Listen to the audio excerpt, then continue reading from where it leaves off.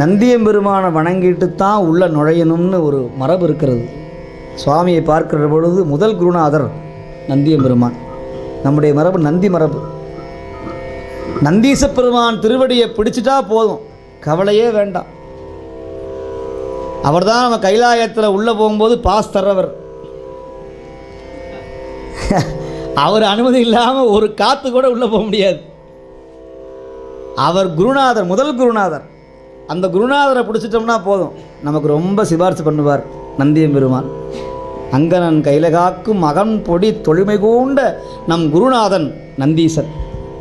நந்தி அருளாலே மூலனை நாடினேன், நந்தி அருளாலே சதாசிவனாயினேன், நந்தி அருளாலே மெஞ்ஞானத்துள் நன்னினேன், நந்தி அருளாலே நான் இருந்தேனேன்னு சொல்லுவார் திருமூல தேவநாயனார். நான் நந்தி அருளால் இருந்தேன்னார். அதனால தான் நந்தியம்பெருமானுக்கு உகந்த தலமாகிய திருவாவடுதுறையில் போய் அமர்ந்தார் நம்முடைய திருமூல தேவநாயனார்.